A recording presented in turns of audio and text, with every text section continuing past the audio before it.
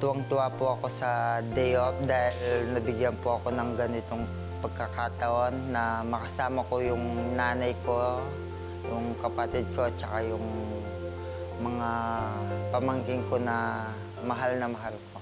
Pwede na kayo pumunta sa inyong day off!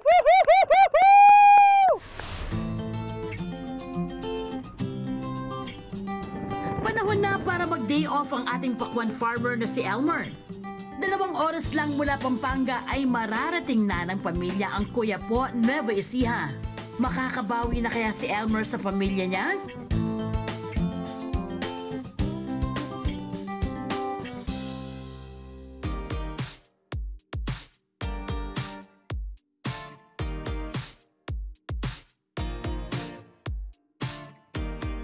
Elmer, congratulations, ha? Thank you po. Alam mo, literal, masasabi natin na this is the fruit of your labor. Diba, yung mga pinagpawisan mo, talagang pinaghirapan mo, eto na, isa ka ng day of winner. Palakpakan naman natin si Kuya Elmer. Pero gusto ko din siyempre makilala kung sino ba yung mga kasama mo. Pakilala mo sa akin isa-isa. Siya po si Nanay, ang pangalan na si Nanay Biring Kalimlim at saka si Ate Susan. Pamangkin ko si Cezanne at saka si Cyrus Daniel po.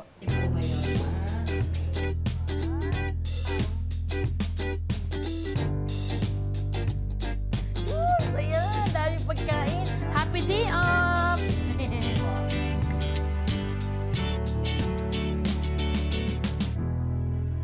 Ang sabi nila sa akin, Elmer, kapag ka talagang matindi yung trabaho ninyo, yung kailangan may mga kwota pala kayo di ba?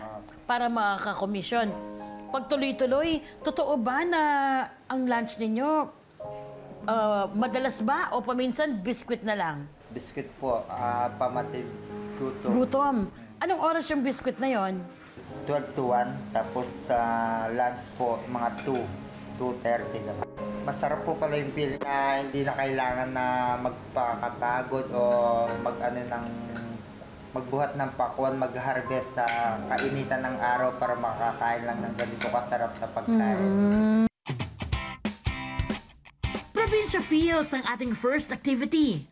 Bukod sa farming, nagkakasama rin si Nanay Vering at Elmer sa pangingisda sa kanilang probinsya. Oh, let's bring back the memories ng mag-ina. Kuya Elmer, ito po pala yung dinadayo sa Armando's sa resort namin, yung pangingisda. Mukha nga, kasi maraming isda. Tuturuan ko kayo kung paano mangisda. Sige po, Una tara. po, lalagyan natin ng pain. Maaari ipaluto sa resort ang bawat tilapia na kanilang mahuhuli. Simulan na ang fun fishing!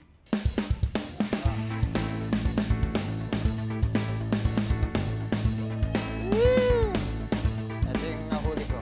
Babalik ko, maliit kasi.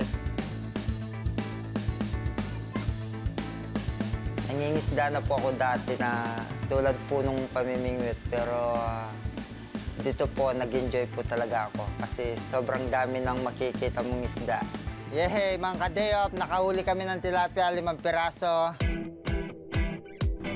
Lumabas muna kami ng resort para dayuhin ang aming next destination.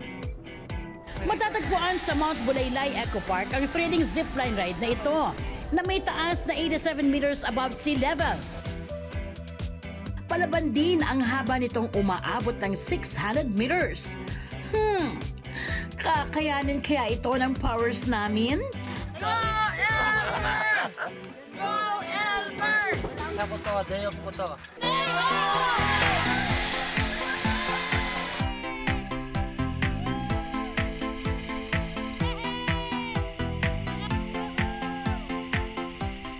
Nung nasa taas po ako, naramdam ko yung kasiyahan tsaka yung pagod ko sa buong maghapon na pagtatrabaho ko naibisan po. Siyempre po, sa mga outing or sa bawat pasyal sa isang lugar, gusto natin siyempre may mauwi tayong mga pasalubong or souvenir.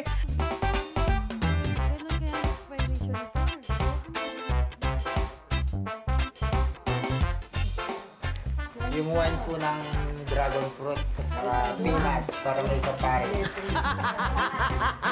Cheers! Nanay, Tama po, di ba po? 28 years na pong magpapakuan si Elmer. Nagpapasalamat ako sa kanya. Hindi siya nagsasawang mag-alaga sa amin. Bukod sa sinabi niya at sa pag-express niya ng pagpapasalamat sa'yo, may ibang paraan din siya na gustong i-express yung gratitude niya sa iyo. Nay, sige po.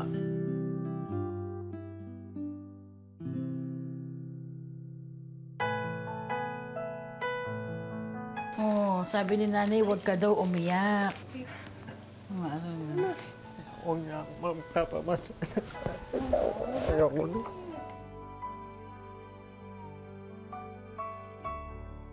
Kontento na po ako na nakasama ko yung nanay ko tsaka yung kapatid pamangkin ko. Tama na sa akin. Itong ibibigay sa iyo ni nanay, expression niya na talagang very thankful talaga siya. Si nanay na unconditional love dahil ano man ang kasarian ng anak niyang si Elmer, basta tinanggap niya ng buong buo yung anak niya, recognize si nanay kung ano yung paghihirap ng anak niya. Mahal na mahal po kayo ni Elmer. Sobra. Kung iba lang po niyan, hindi lalabas sa bukid sa mainit. Tama. Pero siya, pinagtityagaan niya sa bukid. Salamat, Nay. Mahal na mahal kita. Hanggat nabubuhay ka, alagaan ko ito.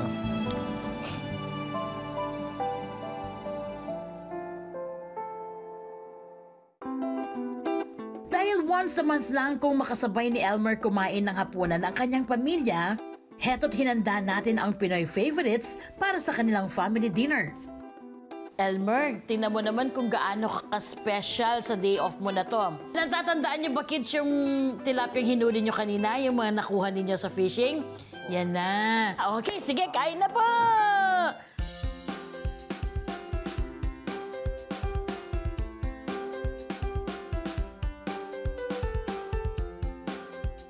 Anong masasabi mo na ito na yung huling part ng iyong day off? Masayang-masaya talaga ako. Thank you talaga. Na-appreciate po namin lahat ng binigay ng day off. Meron akong ibibigay sa'yo. Yan. Itong mga to, mga mensahe ng iyong mga katrabaho. Dang, this is your day. Just enjoy the moments with your family and treasure the memories that you will create today. Salamat sa pakikisama mo sa amin. Sipagin mo pa ang trabaho mo, kaya ikaw ang napili sa day off. Yun nga po yung mga hindi ko po sukat akalain na nagpadala po sila ng sulat sa akin, yung mga kasaman ko sa trabaho, yung boss ko, yung nanay ko, tsaka yung mga kapatid ko. Nung nabasa ko po to, sobrang nano po yung puso ko na hindi ko po mapaliwanag sa sobrang saya. Eto, meron pa kaming sorpresa sa'yo. Wait lang! Alam niyo, yung pagpunta namin dito, sabi niya gano'n, ano ba ito? Bakit? Naiiyak ka na naman. Curious ako eh. Gusto kong malaman bakit sa tuwing meron kaming ibibigay sa yung regalo, ganyan ang reaction mo, naiiyak ka. Sabihin Kasi mo. sobra-sobra na po yung ibinigay yung day off sa akin. Oo, pero Elmer, deserve mo naman lahat eh. Kaya kung ano man yung ibinibigay sa'yo ng programa at yung mga taong tumutulong sa atin, deserve mo, para sa'yo talaga yan. 1, 2, 3. Yes, Elmer! Ang munting grocery items na to, pwede mong palaguin. Magsisimula po ako ng maliit na tindahan. Meron pang pagkakakitaan yung mga magulang ko tsaka yung mga alaga ko.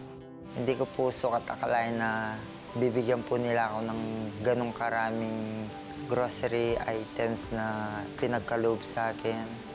Salamat na marami po talaga. Anong ginagawa pag day off mo? Naglalaba ako. Oh, ikaw naglalaba ng damit mo lahat. Damit ko. I-reveal mo ng ganyan, hapakin mo ha. Go! Oh. Washing machine para mapadali ang iyong Tsaka po yung paglalaba. nanay ko, hindi na po siya magkukus. Oh. Kasi siya lang naglalaba. O, ibig mo sabihin, kapag ka inuwi mo na to, Pagkakalob ko na lang po sa nanay ko kasi siya po yung mas nangangailangan. Kung ako lang po, mas malakas pa yung mga kamao ko. Tsaka ano, galing-galing naman eh.